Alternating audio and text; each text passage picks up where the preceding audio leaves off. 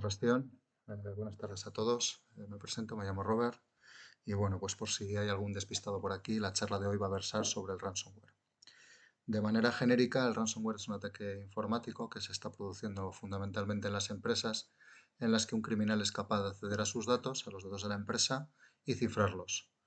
Puesto que hoy en día pues, los cifrados que se emplean son básicamente seguros y están pensados precisamente para que no sean fáciles de romper o de hecho irrompibles, bueno, pues en la práctica los datos quedan en poder del criminal y lo que tradicionalmente venía haciendo era pedir un rescate a cambio de que la empresa pudiese recuperar los datos. Por si alguno no nos conoce, pertenezco a la asociación sin ánimo de lucro Euskal Hack. Nuestro objetivo fundamental es la difusión de cultura de seguridad informática y pues aprovecho a agradecer, ¿no?, a la hora de Encounter la oportunidad que nos brinda pues, de precisamente pues, poder difundir y concienciar cuáles son los problemas que nos encontramos en el mundo digital hoy en día. Una pequeña cuña publicitaria, 23, 24 y 25 de junio en Donosti, montamos un congreso de seguridad informática, componentes muy reconocidos normalmente, y bueno, pues os invitamos, si estáis interesados, pues a que adquiráis una entrada. Actualmente está un poco parado porque tenemos el aforo prácticamente completo, pero me imagino que a principios de junio, si la pandemia nos lo permite, pues liberaremos alguna entradita más. Vale. Por hacer un poco de historia de qué es esto del mundo digital y de los ordenadores, nos vamos a mover a 1945. Segunda Guerra Mundial, lo que veis a la izquierda es una máquina de Turing, una bomba de Turing, que se empleaba, que era un autómata básicamente, que se empleaba pues, para romper la máquina Enigma. Turing es un matemático extremadamente famoso, que tiene muchísima teoría precisamente matemática, ¿no?, que habla de autómatas y que es uno de los fundadores, por así decir, de la informática. Posteriormente, después de la Segunda Guerra Mundial, comienzan a verse los primeros ordenadores como los conocemos hoy en día, evidentemente solo al alcance de países y de grandes empresas, y esto va evolucionando. Básicamente, en estos momentos la tecnología pues, permite teorizar mucho, pero luego físicamente son razonablemente complicados de llevar a cabo. Y precisamente en 1966, el que veis ahí es John von Neumann, se comienza a hablar de la teoría del autómata autorreproducible.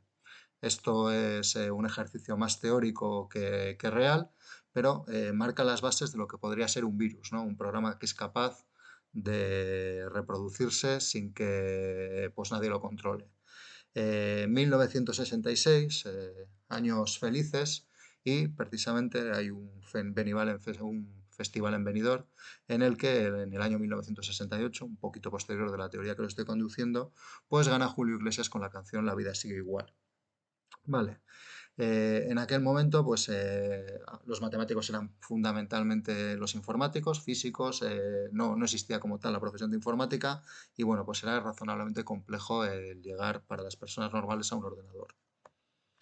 Sin embargo, un poquito después, pues nace lo que tenemos más o menos catalogado como el primer malware de la historia, ¿no?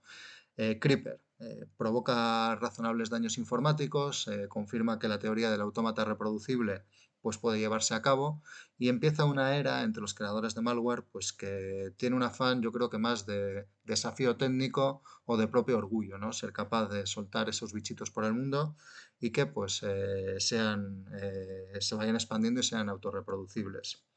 De hecho, pues lo que os presento a continuación es el Pong. Esto afectaba a MS2, estos ordenadores los hemos tenido todos y es tan inocente como esta pelotita pues, que salía en la pantalla del ordenador.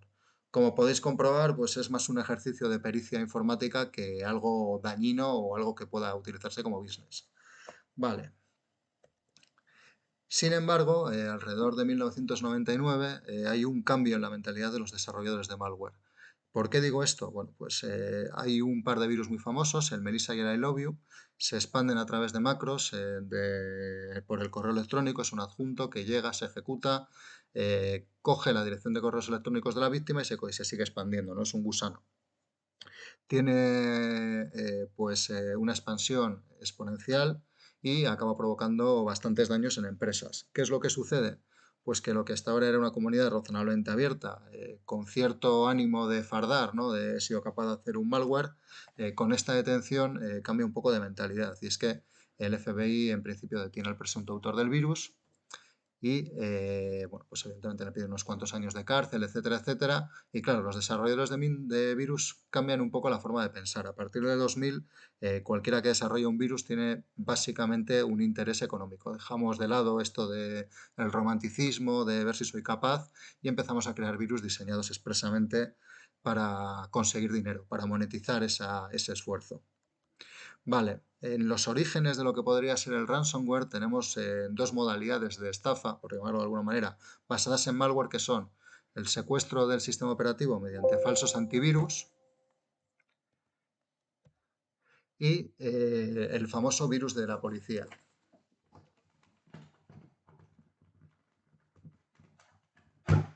Vale. ¿En qué consistían estos dos ataques informáticos? Bueno, pues básicamente el virus de la policía era un mensajito que salía navegando por determinadas páginas, secuestraba tu sistema operativo. Y lo que te decía era que pues, habías estado navegando por páginas de, vamos a decir, reputación dudosa, y que si no te presentabas, si no pagabas a través de de UCAS, Western Union, una determinada cantidad de dinero, pues la policía iría a tu casa y básicamente te detendría. Y luego los virus o los falsos antivirus lo que hacían era secuestrar el sistema operativo. Todo esto, por extraño que parezca y hoy en día loco que nos parezca, se convierte en un negocio extremadamente rentable. Este tipo de malware son capaces de conseguir una cantidad económica razonable y solo tenían un inconveniente, ¿no? Y es que si la persona que era víctima tenía una mínima pericia informática, pues tan solo tenía que restaurar el sistema operativo, volverlo a instalar en el peor de los datos, en el peor de los casos, y seguir viviendo. ¿Qué es lo que sucede? Viendo que hay dinero, el negocio pues va evolucionando y llegamos a lo que vendría a ser el ransomware tradicional. Ya lo he explicado antes, el malware evoluciona un poco, se dan cuenta de que el negocio no está en atacar al sistema operativo, sino a los datos, y lo que hacen es, empleando los cifrados que tiene muchas veces el propio sistema operativo o mecanismos de cifrado seguro, te secuestran los datos, los cifran y te piden un rescate a cambio. Esto resulta ser un negocio extremadamente lucrativo, y lo que sucede es que afecta fundamentalmente a pymes. ¿Por qué? Pues porque la política de copias de seguridad, el famoso 321, ¿no? Tres copias de seguridad en dos soportes diferentes y por lo menos en un sitio distinto, pues no lo aplicaba nadie. Y claro, si a ti te pilla un ransomware, te secuestra los datos y eres una empresa, tienes dos opciones: o echar la persiana o pagar, con lo cual se convierte en un negocio increíble. A ver, la forma en la que funcionaban estos malwares iniciales eran razonablemente sencillas. Lo primero que hacían era, mediante normalmente un adjunto de correo electrónico, entrar en el ordenador. Lo que entraba era una pequeña parte de malware que descargaba lo que es en sí el ransomware, y empleando muchas veces el propio cifrado del sistema operativo se dedicaban a machacar los datos. Otro de los fallos de seguridad que nos encontrábamos en aquella época muy típica era que en muchísimas empresas funcionaba como administrador local o muchísima gente como administrador de dominio. ¿Esto qué quiere decir? Que si caían en cualquier equipo iban a ser capaces de escribir prácticamente la totalidad de los datos. Eran bastante, vamos a decir, rudimentarios. Te dejaban o bien te cambiaban el fondo de escritorio y te ponían pues cómo tenías que pagarles, o bien te llenaban el disco duro pues de ficheritos de este tipo en el que te explicaban amablemente cuál era la forma en la que tenías que contactar con ellos pues para proceder al pago. En muchas ocasiones hemos visto que pagar pues tampoco te devolvía los datos, pero sí que es verdad que este negocio al final depende un poco de la reputación del que te está cifrando.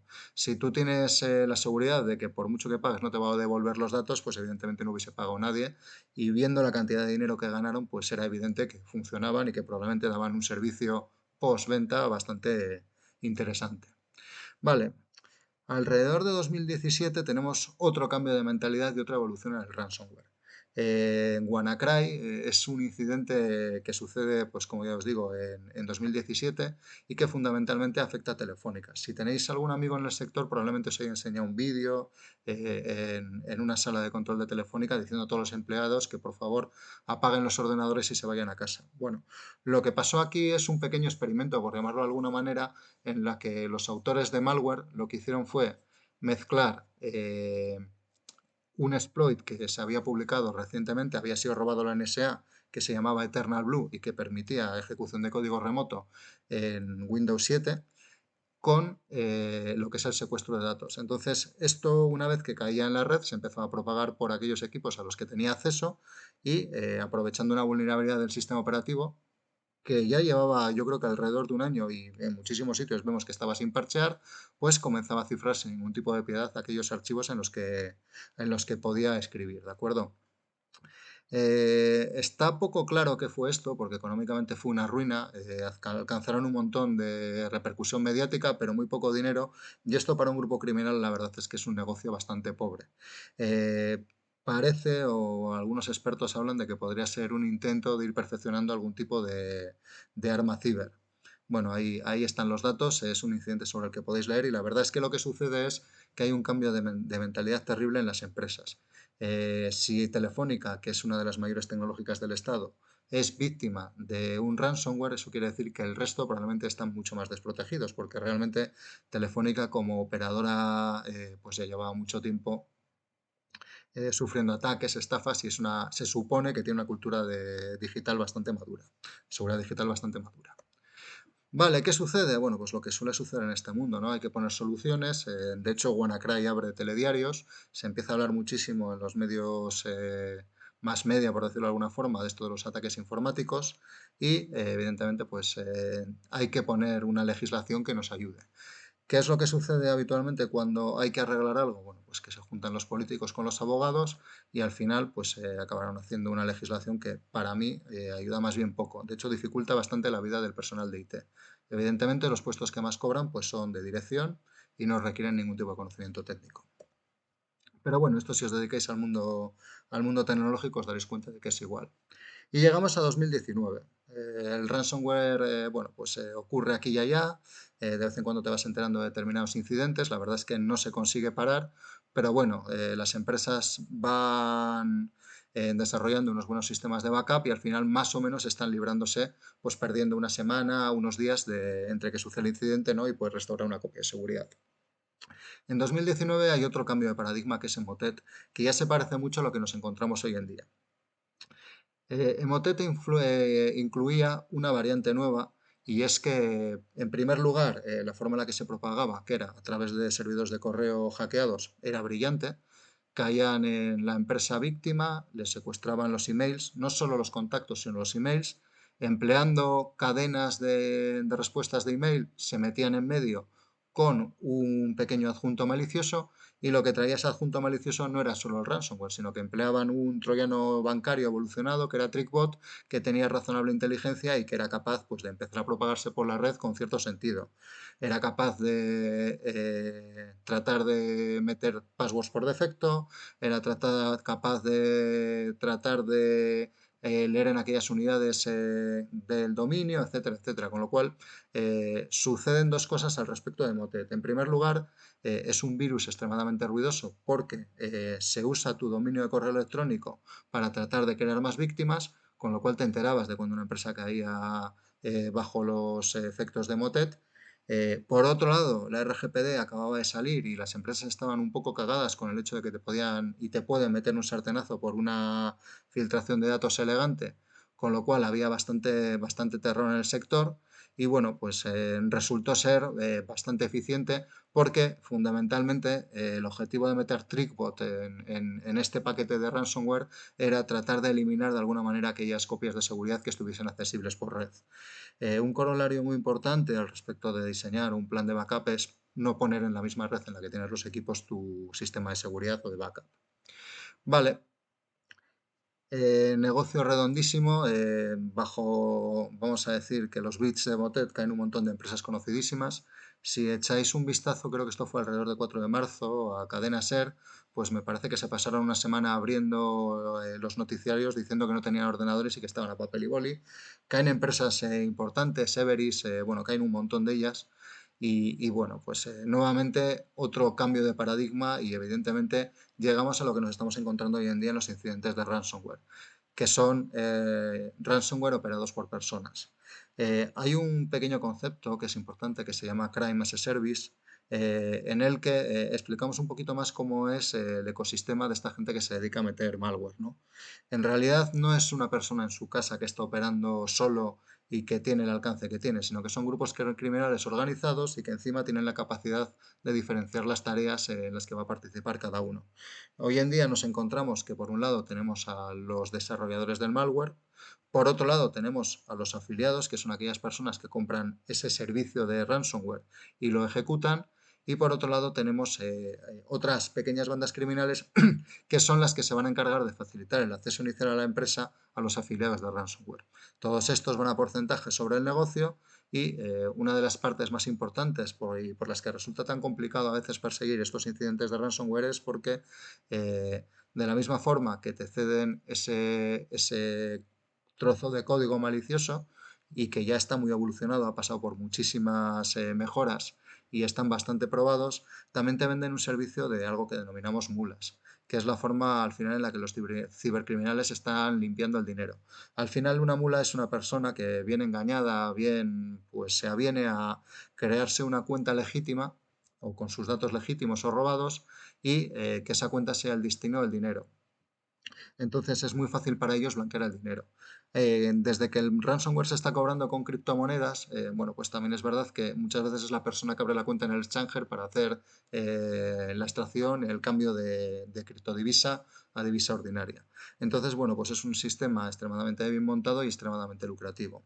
¿Y qué es lo que pasa y por lo que se convierte esto en un problema bastante más grave? Bueno, pues hasta ahora, como venimos diciendo, tenemos lo que es el chantaje ordinario. Si no me pagas, no te voy a dar la clave que descifra tus archivos y te vas a quedar parado. A raíz de Motet, los criminales se dan cuenta de que realmente las empresas están bastante preocupadas por eso de que no se sepa que han tenido una filtración de datos. Y comienza el doble chantaje. Esto se profesionaliza un montón y de hecho hay un montón de sitios en los que, como muros de la vergüenza, los criminales advierten. Si no me pagas, no es que no solo no te voy a dar la clave de descifrado, sino que como he sacado los datos de tu empresa, los voy a publicar para que todo el mundo vea cómo cuida sus datos, ¿no? Esto hace bastante daño reputacional, incluso en ocasiones hemos visto más de doble chantajes, que los propios en este caso afiliados del ransomware, contactan con los clientes de la empresa a la que han hackeado y les presionan a los clientes para que la empresa pague para que los datos de ellos como clientes no se vean vulnerados. Con lo cual, esto se convierte en una cosa bastante chunga para empresas. No sé si habéis visto que recientemente se han exfiltrado un montón de datos de, por ejemplo, una compañía importante como es Iberdrola y probablemente se deba a un incidente de este tipo. Con lo cual, pues ojito porque esto puede suponer el fin de una empresa si no estamos preparados. De hecho, suele suceder que si no tenemos un poco de madurez, si nos encontramos un incidente de estos y no tenemos absolutamente nada preparado, vayamos a pasarnos varias semanas corriendo como pollo sin cabeza, porque realmente es muy importante saber gestionar la comunicación como empresa, es muy importante saber cómo vamos a contactar con las personas que tienen que arreglar el incidente, porque evidentemente en el momento en que la gente deja de tener datos en una empresa, el departamento de TI está abrasado a llamadas, prácticamente no puede avanzar porque solo está atendiendo a llamadas y es importante tener planes que cubran este tipo de contingencias que son bastante más habituales de lo habitual. Bueno, al final, volviendo un poquito a las fases, ¿no?, de cómo están funcionando estos ransomwares operados por personas, bueno, pues podemos hablar de diferentes técnicas, ¿no? Primero es importante ganar el acceso inicial. Los primeros ransomwares fundamentalmente era a través de un adjunto en correo electrónico, hoy en día es probablemente a través de una RDP. Tienen que ejecutar código, de hecho malicioso sin que les pille el antivirus, obtener persistencia, que es mantener la capacidad de volver a ese sistema para seguir operando. Parece ser que la media es alrededor de una semana hurgando en las tripas de la empresa antes de ya confirmar que han exfiltrado los datos y descifrarlos. Es necesario, si entran en la cuenta de un usuario normal, escalar privilegios para tener mayor acceso a los ficheros de una empresa. Vamos a decir que un usuario ve los ficheros para aquellos que tiene permiso y el objetivo de un criminal es llegar a administrador de dominio que ve todos los ficheros de la empresa. Hay que tratar de bypassear, de dejar inutilizados los antivirus, hay diferentes técnicas para ello. Intentan hacer acceso a credenciales, bueno, pues lo dicho, tratar sobre todo de llegar a cuentas privilegiadas de administradores o administradores de dominio para tener acceso a más ficheros. Luego, los movimientos laterales son, si caigo en una máquina que ve poco de la red, pues trato de moverme a otra máquina en la que vea más máquinas y seguir exfiltrando datos. Evidentemente está la recolección, la exfiltración y el despliegue del ransomware, que es el momento final en el que ya te dicen, mira, te he fastidiado, o me pagas, o el doble chantaje, el triple chantaje, o pues según en las manos de quien caigas, lo que corresponda, ¿no? También se está viendo que técnicas muy similares se están empleando ahora, por ejemplo, entre Ucrania y Rusia, ¿no? Con los famosos ciberataques, que ya directamente no se están ni cifrando. Lo que se está haciendo es usar wipers, que lo que hacen es dejar irrecuperable la información y no hay ni ransomware ni igual. Da igual que pagues que no, porque los archivos han sido destruidos. Vale. Al final, bueno, todo esto tiene, tiene muy mal arreglo, pero bueno, pues vamos enterándonos un poquito de cómo funciona esta gente. Precisamente hace poco ha habido una filtración de datos muy famosa de un grupo de ransomware que se denomina Conti. Es interesante todo esto porque al final vemos cuáles son los manuales que los desarrolladores del ransomware ceden a los afiliados, ¿no? Y vemos pues que realmente lo que están haciendo básicamente hoy en día los afiliados es una suerte de pendrive, ¿no? Usan una serie de herramientas que se están usando, perdón, de pendrive no, de pentesting. Usan una serie de herramientas que se están usando habitualmente en pentesting pues para ganar todas estas cosas que hemos dicho, ¿no? Ir dando estos pasos y ser capaz de acceder a la mayor cantidad de ficheros posibles. Vale.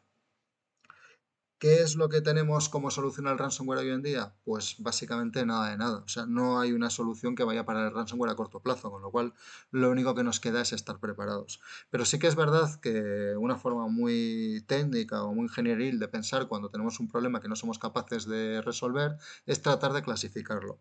Y a este respecto os recomiendo que echéis un ojo a una serie de documentos que se denominan Matriz Mitre, que lo que hace es categorizar qué es lo que puede suceder en una empresa.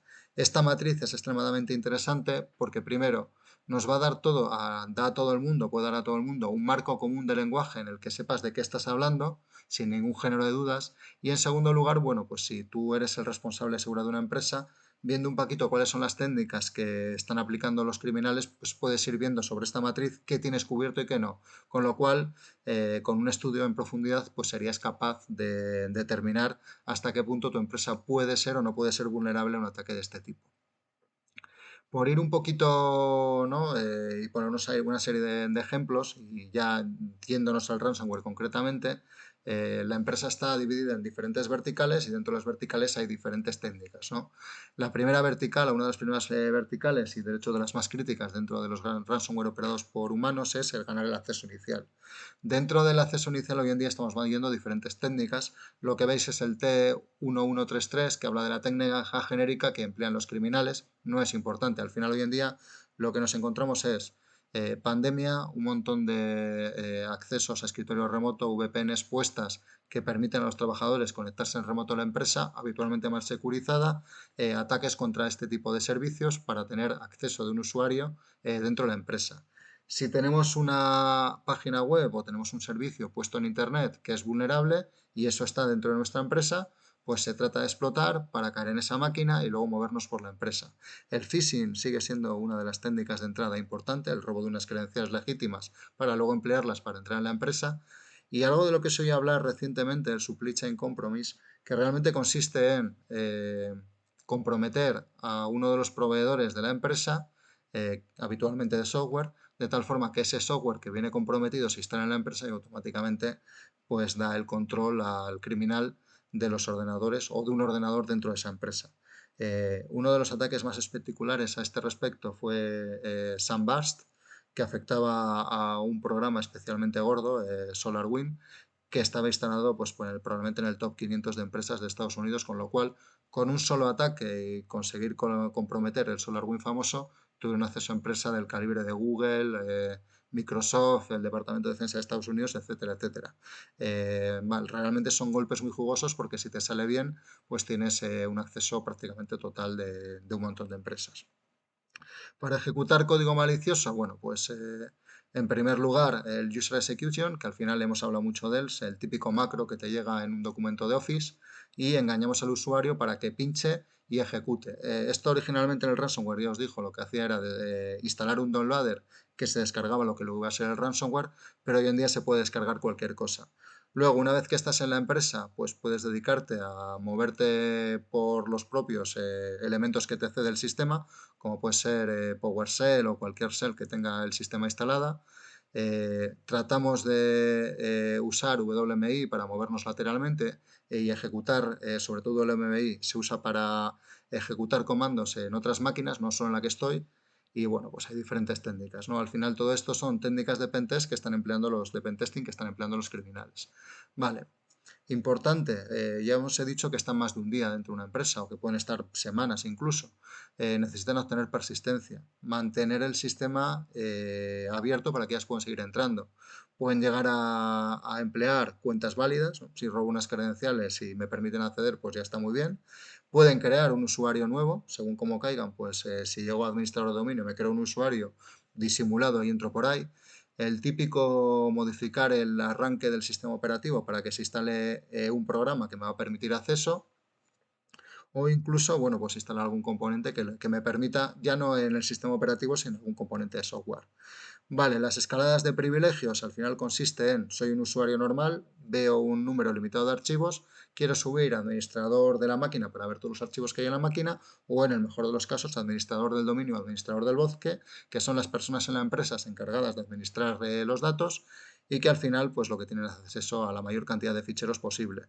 Al final hay un montón de técnicas, pues sin más. Las más llamativas probablemente sean las de exploiting, pero se ven yo creo que 0 days 0 en este tipo de ataques. Son cosas muy rudimentarias. Es más, aquí no hay que pensar en los criminales como grandes técnicos, sino que son gente que tiene un manual, que sabe seguir unos pasos y que, bueno, pues están profesionalizados, pero vamos, su nivel de pentesting es el que es, seguir una línea de puntos y de miguitas, y si se les complica un poco, pues tampoco tienen más problema, pasan a la siguiente empresa y ya está.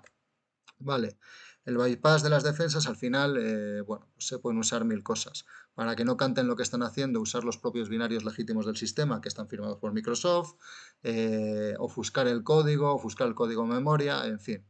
El problema está en que muchas veces cuando tú eres capaz de modificar un malware mediante cifrado o mediante algún tipo de mecanismo que cambie las firmas, los antivirus pues no siempre lo detectan, con lo cual el malware de toda la vida, cambiándole un poquito, haciendo un lavado de cara, bueno, hoy en día la verdad es que los antivirus cada vez van mejor, pero haciéndole un buen lavado son capaces de ejecutarse en los sistemas sin que cante. Y luego, bueno, pues los accesos a credenciales que son importantes a la hora de tratar de adquirir credenciales o ejecutar cosas con privilegios de administrador de dominio. Lo típico de la fuerza bruta, a veces los passwords no son todos los seguros que debiéramos. Muy típico en Windows intentar acceder a los procesos de memoria que están guardando las credenciales, descargarlos y analizarlos. Y ataques contra un protocolo de seguridad que se da en los Active Directory de Windows, que es Kerberos, que emplea tickets para garantizar que la persona que se está conectando contra un servicio es quien dice ser, e intentar suplantar ese tipo de tickets. Vale, al respecto de movimientos laterales, bueno, pues sin más, pasar de una máquina a otra, lo que hemos hablado, pas de hash y pas de ticket, que es esos tickets legítimos que nos da Kerberos, que es un mecanismo de autenticación o dentro del Active Directory de Windows, pues emplearlo suplantando a la persona legítima, tratar de acceder a servicios remotos, pues que estén mal configurados, que por desgracia es el pan nuestro de cada día, y usar esos servicios para llegar a otras máquinas, y etcétera, etcétera, etcétera. Al final, por desgracia, si os dedicáis al mundo del Blue Team, a la gente que administra sistemas, os daréis cuenta de que no se tiene todo el tiempo del mundo. La administración de sistemas per se es una cosa que lleva aparejada un montón de tiempo en mantenimiento y en costes de operación, y no hay mucho tiempo para limpiar y dejar las cosas todo lo seguras que debieran ser. Y con ese mal pues andamos sobreviviendo como podemos. Y bueno, luego finalmente la recolección y desfiltración de datos, que esto muchas veces es tan sencillo como hacer un buen paquete en un zip y subirlo a Mega desde la propia red de la empresa, que muchas veces, por desgracia, aunque te estén exfiltrando un montón de datos, exfiltrar y sacarlos, evidentemente, pues no eres capaz ni de darte cuenta. Con lo cual, bueno, pues por desgracia no te das cuenta y ya os digo, con el doble chantaje se convierte en un problemón para la empresa. Hay algún tipo de desarrolladores de malware que venden su propio software específico para hacer esto automáticamente, pero la realidad es que no se complica mucho. Como podéis ver, pues todas estas técnicas siguen estando categorizadas. Esto es una descripción genérica, luego concretamente, si vas a la matriz Mitre, pues hablan concretamente de cada una de ellas. Ya les ponen el nombre de las herramientas, etcétera, etcétera. Bueno, y finalmente, pues el ransomware, ¿no? Tampoco tiene mucho misterio, esta parte ya es conocida. Cifrados seguros, robustos, recoger todos los datos, pegar un cifrado bueno y utilizar las copias de seguridad de tal forma que estás en sus manos. Por desgracia, incluso con sistemas caros sigue pasando y sigues perdiendo la información, aunque no debiera ser así. Lo dicho, los motivos son diferentes, no es nada fácil administrar un sistema informático hoy en día y esto probablemente lo sigamos viendo. ¿Cuál es el problema? ¿Por qué sale tan rentable todo esto del ransomware? Bueno, pues al final esta gente está operando desde países que no siempre colaboran todo lo que debieran con la justicia. Los mecanismos de colaboración que tenemos son extremadamente farragosos, están pensados para cuando las comunicaciones se movían por diligencia y hoy en día en informática, que en segundos te la pueden liar pardísima, pues no sirven. Y luego, al final, tú tienes una serie de IOCs, indicadores de compromisos, que pueden ser desde qué IP se han conectado, qué dominios falsos han creado, firmas del malware. Pero realmente muchas veces tampoco tienes a las personas, o sea, tienes conexiones, sabes que han creado, los correos electrónicos falsos que evidentemente nunca están asociados a la persona física real, salvo que cometan un fallo de seguridad, con lo cual lo único que te queda es ir juntando todos esos IOCs. También se suele tener en cuenta qué herramientas usan los TTPs, las tácticas, técnicas y procedimientos que están empleando en el ransomware para tratar de categorizar y tratar de atribuir los ataques a grupos en concretos. De hecho, si vais a ver documentos de Microsoft, pues ya empiezan a hablar de DEF y un número, que esos serían autores que desarrollan malware. Y van poniendo pues nombres genéricos a los grupos con el fin de poco a poco ir, si siguen actuando, pues tirando de la hebilla de lana hasta llegar a una persona, lo cual ya os digo que es prácticamente imposible por desgracia. De hecho, por eso es tan rentable este negocio. Con todo lo cual hemos visto que esto del ransomware empieza en 2011, que estamos en 2022 y parece que vamos a tener ransomware para rato y por desgracia pues solo me queda, ¿no?, volver a recordar ese año, ese 1968, el Festival de Benidorm, en el que Julio Iglesias decía, pues la vida sigue igual, ¿no? Y de hecho decía, las personas se van pero las obras se quedan. Y por desgracia me temo que en el tema del ransomware pues tenemos obras para mucho tiempo, porque siguen ganando mucho dinero. Sí que es verdad que ahora, bueno, muchos actores de ransomware se han pasado al tema bélico, pues porque entre Ucrania y Rusia, que eran dos países tradicionales que albergaban esta serie de grupos, se están dando la del pulpo, pero bueno, como da dinero tenemos actores por prácticamente todos los países del mundo. De hecho, por desgracia, ¿no?, pues para una persona que vive en un país de este tipo, pues suele ser bastante más rentable pues dedicarte a este tipo de desarrollos, en el que, por cierto, tienen estructuras extremadamente profesionales, tienen su recruitment, tienen su formación, bueno, pues que trabajar por un sueldo mucho menor. Con lo cual, pues hemos terminado con la charla de ransomware por hoy, que no con el problema. Espero que os haya servido para algo, espero que hayáis aterrizado un poco el concepto.